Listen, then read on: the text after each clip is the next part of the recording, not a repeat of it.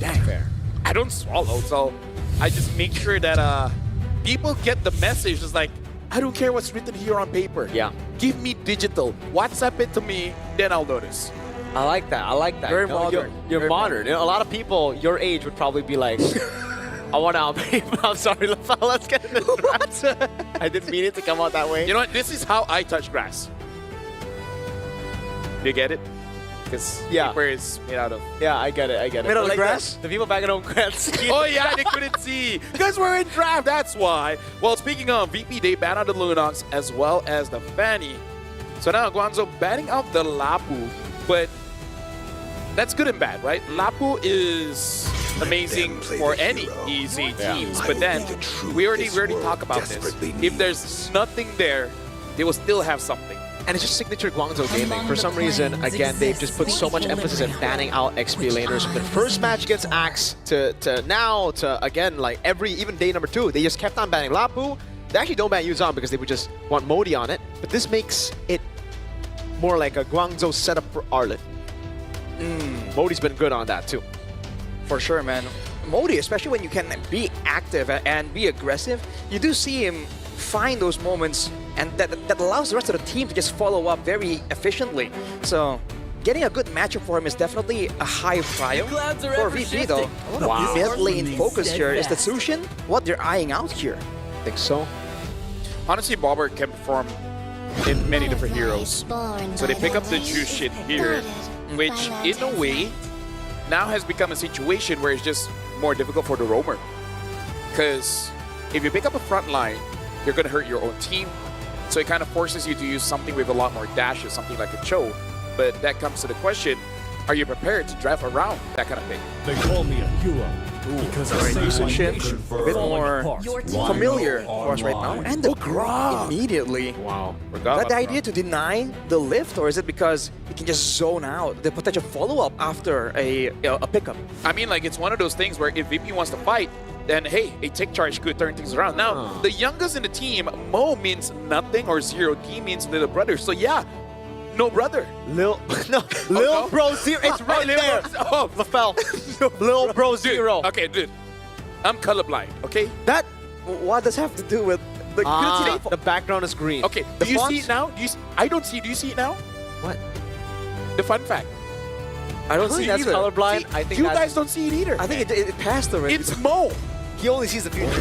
Right, he lives tomorrow. On the other side, though, bad cop means bad cat in Russian. He chose it to mirror his brother's IGN, bad dog. Hey, I'm bad man. The hero. No, I might. So, Oh, I thought that. bro, it's my name. Yeah. Or I guess, you know, if people don't know my name, Bad Bell. La Bad. La bad. La Bad. All right, well, I'm La Bad. This is a really good pick, by the way. The Arlet that I thought Guangzhou Gaming were going to go for, they pick it up themselves. Not a big fan of the Hayabusa for now. I think it's very I think it's early. just for the using shit. Could be, but I think I have a bias still as, Hey. of course, Lancelot. Egoist. Zaur. That's his name. That's true. The more you think he shouldn't, the more he will. Is he Australian? Huh? Because, you know, Nar, Zar, Czar. He might be Australian. first thought immediately, but Phobius right here. You gotta ask Turner. She's the real Australian here. Crikey, is that right? Yeah. And Shepin is the pure Indonesian. Pure. Pure Indonesian. Yes, she's the real pure Indonesian. Okay. Well, Fight for the ultimate Modi answer on is the Phobias, though, that's going to be some pure aggression. We saw the possibilities just earlier. Now against a Hayabusa and an Arlet, it's going to be a lot of shoulder bashes. Yeah. Absolutely. It's good against them, just bad against the Jushin. So it's kind of like balance, as all things should be. Yeah. Shout out Stanos, also purple. Also, Yeah, they need Shred, right? Oh, That's what they need. And again, Super Gorka, he's amazing, but we've only really seen him on marksman for the most part, right? Or just traditional goal laners. Carry and Claude. Yeah. So, with the Freya band out here, I think it's a really, really good job that they're doing. They know that Guangzhou Gaming are probably going to be setting up for a Ruby as well here. So Freya, Ruby should be the two bans. Guangzhou Gaming, I wonder if they're going to ban out the Harith or if they're just going to leave it open. Because you get more value with the Phobius if you're up against the Harith. more dashes, yeah, exactly. And it could be what they're angling for.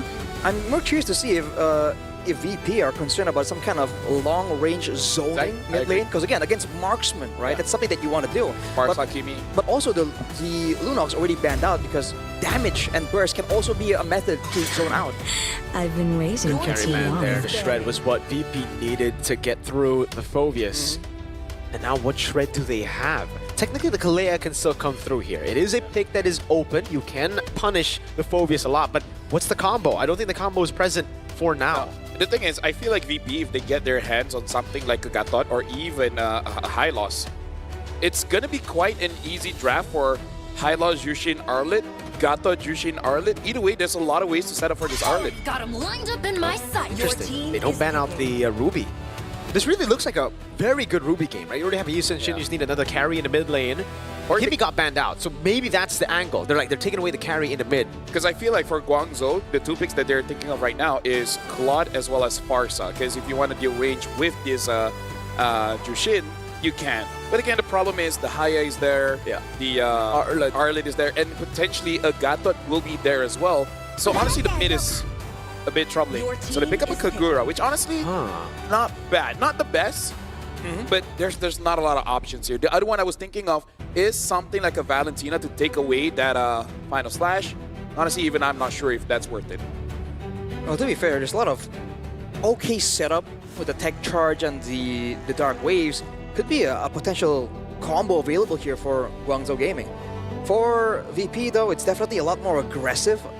Again, they still need a bit of crowd control because they're trying to use all this front-to-back dive against a Phobius. And they go for that high loss. I love the draft coming in from VP, man, because good scaling, good early, mid, and late, but more importantly, easy to execute, man. High loss, Jushin, and Arlit, forget about it, man. Forget about it. And now they have a point-click CC against the Phobius, something that can deal DOT as well, or not DOT, a bit more DPS against the Phobius. This was a natural counter to the Phobius back in the day. In lane. In lane. Yep. And now in the game as well, I think you can slow down the attack speed. It's going to take away a bit of that power. And if you just all in, get those stacks or get those resets for Arlit, it'll be great. Guangzhou, though, they picked up the Kagura as well in their first match of Wildcard against Axe. It will be a fighter gold. I thought it would be a Ruby, really, but it's a CC because they need a bit more damage to deal with the Hylos. I think they assume that VP are going to be the ones aggressing. So instead of going for, crowd control, let's go for some damage because we know that we don't have to catch them. They want to try and go into us. We can hold our ground and, maybe poke around with that Kagura. And I feel like with the draft here coming in from Guangzhou, communication is going to be key because if you can get a good current call and the Kagura is aware, it's going to be quite an explosive yin-yang overturn that can really turn the game around. But in those hectic team fights where you kind of have to make sure that all your abilities hit on point, it's going to be difficult against VP where they can kind of autopilot their way into the game. Yeah, the coordination for the side of Guangzhou Gaming is definitely going to be a lot more important. But if they do get it, though, good AoE crowd control tools available. Ladies and gentlemen, this is the game you've all been waiting for. VP going up against Guangzhou Gaming. We got to see who's going to be the one topping Group B. Welcome to Mobile Legends. All right, taking a look at some of the emblems right here. So far, nothing too surprising. When it comes down to it, I think there's going to be quite a healthy amount of wave clear coming in from Guangzhou as well that could allow them to elevate that early game brawl style that they want. Okay. Early on, it is Bober with the help of Pluto that actually shoves the wave in despite the barrier from Grok. Yeah. Right now, Al trying his very best to make sure that Super A Gorka doesn't get as much farm as possible, but I feel like as a Claude is fine. Pluto taking a bit of damage, though. Yeah, Modi there as well to help out. The early game is looking great. Wow, sorry, Egoist! Able to get the first blood now over on Ying as well. Great revitalize, and the calculation was crisp clean from VP. Seems like Guangzhou Gaming weren't expecting that amount of burst damage, but when they clump together like that, it allows Virtus Pro to get so much more value. That's 2 now for Badcot as well as our Egoist. This is the relationship when your opponent has a very strong roamer and you yourself don't really have a strong level 2 mid laner, right? The Kagura going up against this High Loss, which does have Revitalize. And even the early game with that Vitality in his kit, it makes it so that even at level 2, the healing is strong enough to make sure that you don't die. And even if you do die, you will get some kind of trade. Look at the gank, knowing that Modi is going to be aggressive in this matchup. They gank up top, and in a 2v1, it's Badcot who has Another 2 on Arlet. What a start. Good reads here from Virtus Pro when it comes down to the laning habits for the most part. They're denying the strong XP lane that we were expecting to really get out of control for Modi. Right now with a 1k gold lead, it really isn't game-changing just about yet, but against a team like Virtus Pro, every single bit counts. Yeah, I gotta say, like, trading against Virtus Pro is very difficult because I feel like most part of MLBB were so focused on the mid trio. But they made it so that their side lanes are just way too strong, so they play around that. And we can definitely see that. Like I said, in like what, 2 minutes, already 2 kills for Bad Caught in a losing matchup. That was not a losing matchup. It's just a matchup. It's plain old matchups here in the EXP lane. Guangzhou still has a chance to turn this around if they can get a good team fight. Again, with big combos, but look at this. Yeah, in the mid lane, they're attempting to go for it, but Bober has Crimson Beacon. Now the instant re-engage over final slash from Bad Caught, and it's free for Sour Egoist. They lose Pluto, and it's fine. They're happy with that. Right now losing by almost 2,000 gold here for Guangzhou Gaming. Oof. They got to make their timing faster than they want to, right? I feel like for the next turtle, it has to be a 5-man fight for that objective and try to win it out. If you cannot contest for the turtle, I think it's still fine. You need 3 kills. 2 kills, I feel like it's not enough at this point of the game. I think for Guangzhou Gaming, they gotta maybe slow down a little bit because they need some more tools available. Because you said it earlier, Virtus Pro, they are early levels, 1, 2, and now when they first got the ultimate, they have so many ways to really get things going.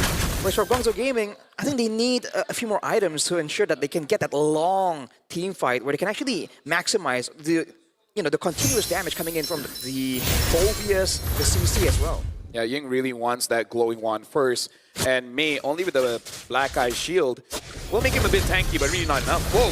JCC coming down with a Dark Wave as well. Everything in the kitchen sink used up top to get them a bit more gold. I like that they're saying that we can play that game too. Oh, you attack our EXP? Hey, we can do it back. Ooh, What toss though. Purple stolen away by Zorigoist. But yeah, Modi flickered Dark Wave immediately there, so he definitely has a bone to pick with Bad Caught. With 6 seconds to go here, I don't know if Guangzhou Gaming have what it takes to get a proper setup for a fight. Whoa. Pluto's actually staying in the bottom lane now, looking for a gang, but that's because Blazing Duet used as Owl just walks away. BMI back, DHS picked up. That is his first item. Okay. Yeah. Honestly, I feel like it's perfectly fine because I feel like with the changes of, the buff of DHS makes it so that you can really join the fights quite early. Because even if you don't have enough damage to kill, you have enough to make it so that your jungler or your mid can just clean up. At this point, even your EXP. All right. Canoneo is still trying to farm up, trying to keep up in levels. 2 levels down, by the way, so the pressure is definitely up for Virtus Pro. But look at this dive. Shadow kill with the red tree. Owl has the Vengeance, but now it's a full-on gank, and now with the Vengeance baited out, it's a free one for Pluto to take. As Bad Caught holds in mid, they won't be able to get a trade for this. Yeah.